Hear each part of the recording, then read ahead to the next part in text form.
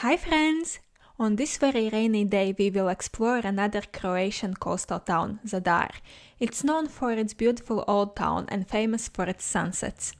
Due to the horrible weather, we will do a bit of a speed run through Zadar's most famous tourist attractions, and then we will try to trick the rain by driving to the nearby Nin, which is truly a gem. Have you heard about it? But of course, we will come back to the Zadar for the sunset. We have to see if it truly has one of the most beautiful sunsets in the world. So grab your raincoat, hit that subscribe button, and let's figure out what to see in Zadar together. When you have visited enough cities along the Dalmatian coast, you start to notice a pattern. All these cities have an old town that is separated from the rest of their living quarters by thick walls with grand entry gate or gates that feels like a portal to another world. Once you step through, you're transported from everyday world into a land of beautiful old buildings, winding streets, and delightful surprises around every corner.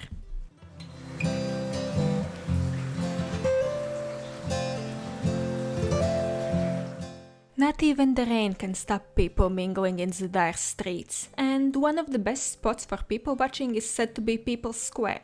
Now, I'm not a huge people watcher myself. I prefer admiring beautiful old buildings. Luckily, People's Square has plenty of those too. If you look at the right, you'll see a building that is practically an art piece, adorned with multiple reliefs of what I believe are the city scenes. The detailing is phenomenal. I think this is Zadar Town Hall, but don't quote me on that.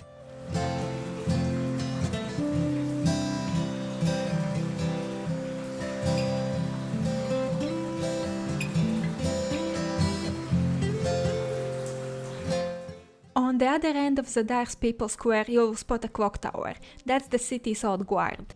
Let me impress you with some numbers. It was built in 15,000s, and the clock was added later in the 19th century. As I later found out, there is also Church of St. Lawrence hiding somewhere here, but I couldn't spot it. Maybe you have a better luck playing detective than I do. On the other side of the square is Zadar City Loggia. You can't really see it from this angle, but it's a building with grand columns and arches. It used to serve as a courthouse, but now it's an exhibition hall. When it comes to wandering through Zadar's old town streets, it's 50 shades of beige. But it's not a sad beige, as the textures and the details bring it to life. And the little shops selling clothes, souvenirs, and even rubber ducks add a pop of color with their vibrant window displays. If you wander without a plan, you might stumble across some hidden gems, like this charming little courtyard. Look up. I believe that the neighbors of the opposite sides could open their windows in the morning and enjoy the coffee together.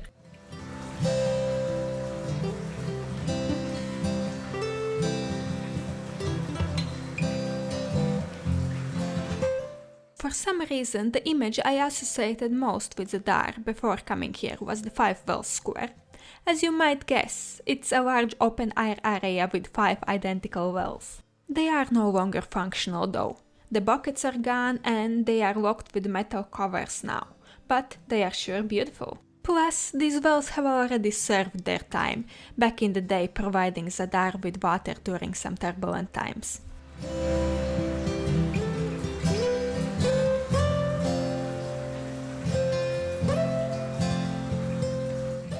In the background you can see Captain's Tower, which was once a part of city's defense system. And on the right you'll find city walls and entrance to Queen Yelena Madijevka Park, the oldest one in the town.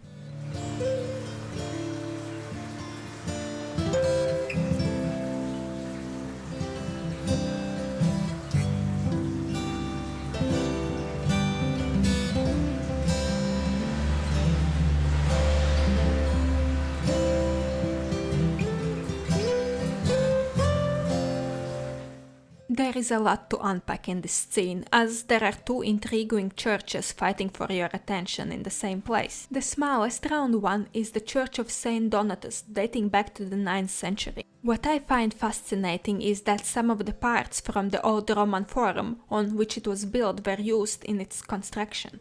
And that beautiful tower belongs to St. Anastasia's Cathedral. I saw a blog post describing this church as elegant, and I couldn't agree more. Just look at those ornaments above the window arches.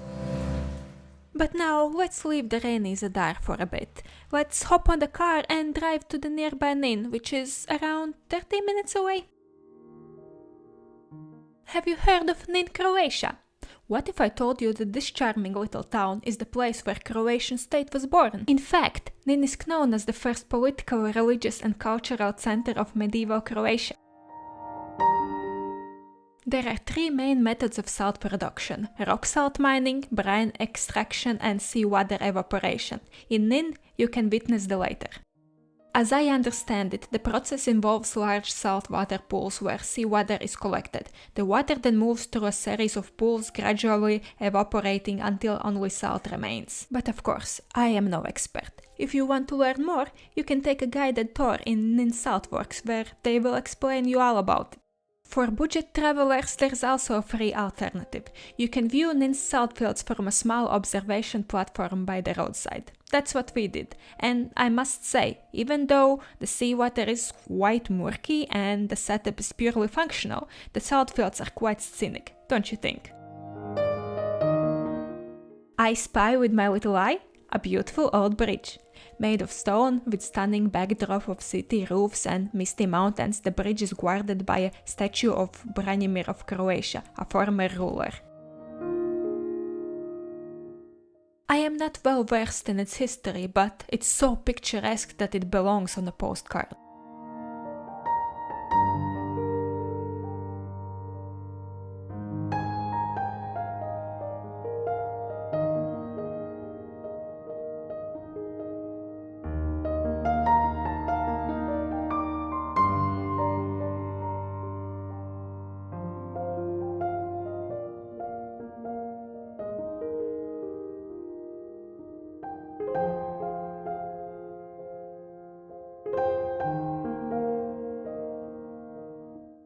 By now, you know the story. We enter the old town through a grand stone gate and are greeted by streets full of souvenir shops, ice cream cafes and historic buildings.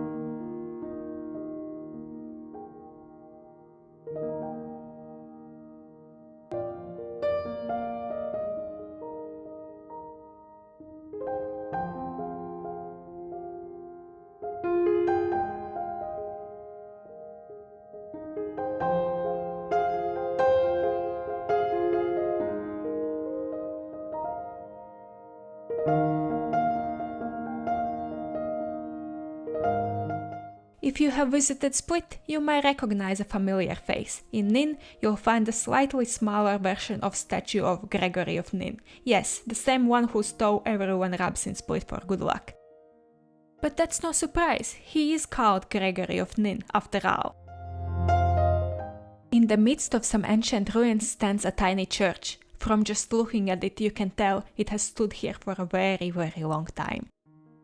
This is the Church of Holy Cross, often referred as the smallest cathedral in the world, though that's not an official title.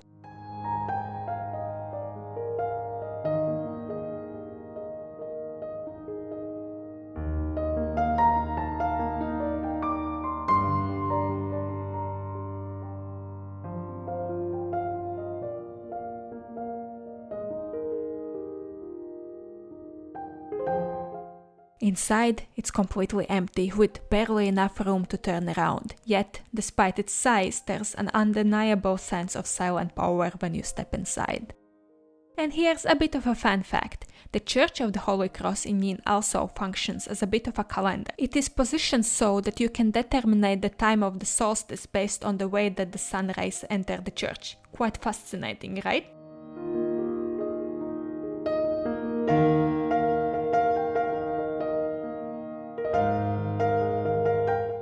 As charming as the Nin's old town is, it's rather small, so before long you'll find yourself exiting through the stone gates on the other side. But right before the gate, on the left-hand side, is a little path. If you take the turn, a beautiful promenade awaits you. The still water reflects the landscape like a mirror, with mountains in the background that look like they are painted. And if you look carefully, somewhere between the boat, you'll see strips of land that I believe are the lagoon beaches. By the way, Nin is one of the places in Croatia with sandy beaches, along with some healing mud. So, if you are into those kind of stuff, do check them out. But if you're like us, you're eager to return to Zadar in time for sunset. This scenic route along the water will lead you back to the bridge where you started.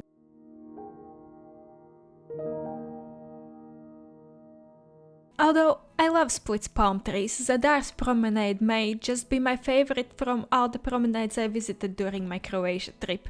You start your walk on a narrow pathway by the old town walls and then come to this open area by the sea where the pavement stretches as far as the eye can see. I bet it's beautiful at any time of the day, but it's perfect for an evening walk to catch the sunset. Let's just take a moment to enjoy the peace and quiet.